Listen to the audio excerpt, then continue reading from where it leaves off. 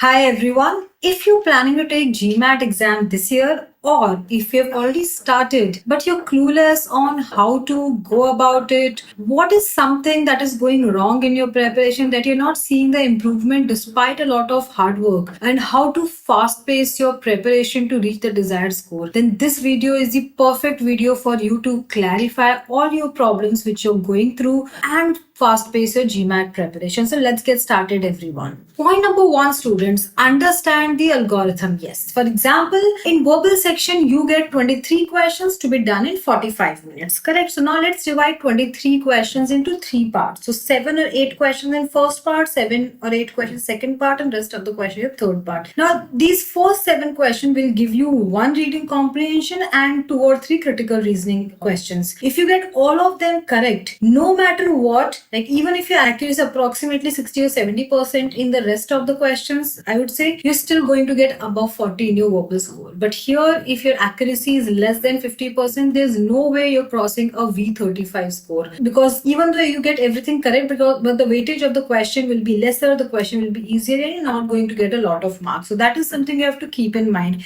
You can see a sample here in this picture of student A and B, that how your first few questions will determine not just the pace but also what kind of score you're going to get after your exam ends. So make sure your first 7 to 8 questions are correct, and also you have to practice in such a way that GMAT should give you difficult questions. It's very, very important. You need to understand that GMAT algorithm constantly adapts after every couple of questions to your ability, to how you're doing the question, to your accuracy, and first 7 to 8 questions matter the most. Like, they're really important. It can actually make or break your entire result. Point number 2, students, is make the GMAT serve you difficult questions. Yes. So when you saw the questions, almost all the GMAT question, be it verbal question or a quant question or data insight question, actually every question is checking you on a certain concept A, and secondly, almost every question will have 2 or 3 layers in it. As in, because you're going to be a manager, it is for MBA, they will check your second order, third order thinking. So you cannot just take a question on the face value. You have to really know what I'm looking for. Before reading the option, you have to have some prediction, and then only start reading the option, and then only you will be able to reach the answer faster. There's always one short way of reaching the answer in a couple of minutes,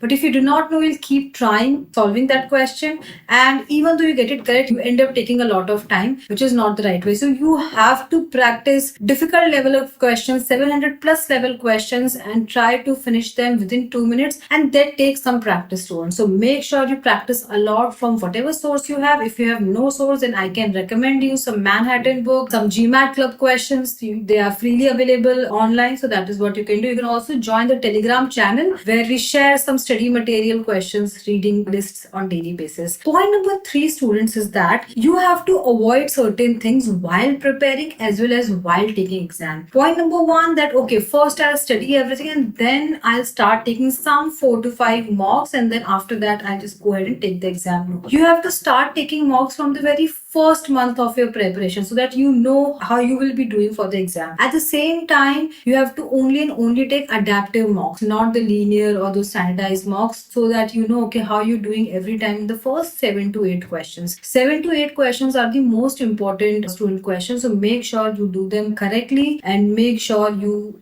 also at least maintain a 60 or 70% accuracy in next rest of the question, that is in rest 16 to 20 questions. Point number 2, students, never make consecutive mistakes in exam. Never make consecutive, as in even though some questions may get wrong, it is out of control, but you should not get 2 or 3 questions wrong continuously. Like question number 3, 4, 5. It maybe 4 is wrong, then 8th question is wrong, or 12th question is wrong. That's still doable or fine, but you cannot have 3 questions or 2 questions wrong consecutively. It can have a lot of negative impact on your final score. And next point, students, is never leave questions unattempted. Since there is only a penalty for unattempted questions, at the same time there is no negative marking, so mark everything. You can come back to 3 questions in exam. So if you're confused, 3 questions are definitely you can be flexible with, but make sure you at least attempt all the questions. Next point is take at least 15 mocks plus do analysis, and after that only book your exam date and not before.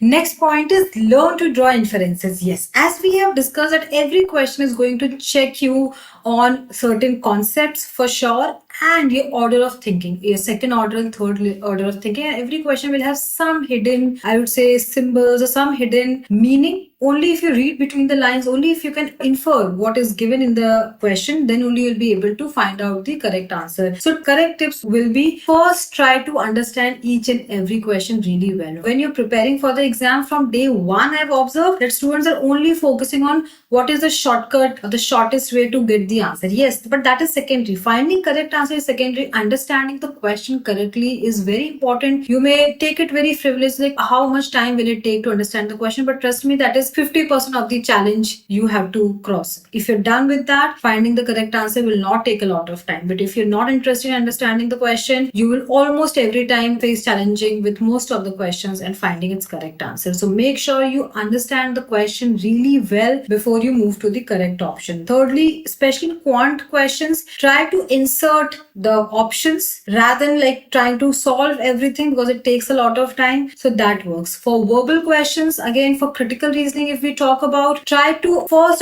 read the question stem, accordingly read the argument, the paragraph. In that, focus more on the conclusion, which is mostly is the last line of the paragraph. Keep that in mind, right? That what you have to do, if the question is weaken, you have to find opposite of that line. If the question is strengthen, for example, you have to find something in support of that, and you have to be open to some extra information. You have to think outside the box and accordingly start eliminating the option, because when you read 5 options, you can get confused. But if you just read 2 or 3 options, you're very clear that okay, between these 3 options, this is the difference, and this seems more relevant to what I'm looking for. So try to focus on process of elimination in verbal questions, especially in critical reasoning, rather than finding the correct answer. If the question is easier, you'll find the answer automatically. But if the question is difficult, process of elimination in verbal section goes a long way. Fifth, very important point is making a study plan. Now, in this point, I'm not going to really lecture you on discipline that you have to study daily. Everyone knows that, but it's very difficult to follow. No. What I'm trying to say here is that first of all, you know what time works for you. See, 3 things. First, timing. What time works for you? Early morning, late night, afternoons. When do you feel the most peaceful? Decide that. You have to spare some 2 hours, 3 hours, whatever is possible for you. You have to fix that time for yourself. Right? That. Now, what will happen? This discipline will not be easy for you to maintain, because every day is not same. Either there will be some disturbance from outside, or because you're not feeling or you're not seeing any improvement in your preparation, you'll not feel like continuing with this schedule. You may think, okay, this time is not working. Maybe tomorrow I'll take a break, and day after tomorrow I'll start late night studies, or day after tomorrow it's not working. Maybe I should not do it. You'll feel doubtful of your preparation. After 3 days, I'll start early morning. Maybe I'll try like that. So this way your preparation will get slow. I'll tell you how exactly your mindset should be, or schedule should be. So first decide 2 hours. Just start with 2 hours. Do deep studies. Do not check your phone. If at all you get some notification, something, just check quickly, and after 1 second or 5 seconds, keep it away. Do that. Secondly, just imagine in your mind that everybody is starting from scratch. Everybody is starting from step, I would say everyone has day 1. So your mindset should be, okay, I have to take this mock in the worst way possible, right? Worst way. I might get everything wrong. And tomorrow or day after tomorrow, when I take the second mock, or when I solve the second set of 20 questions, for example, I have to be less worse than today. So by just that trial, you will see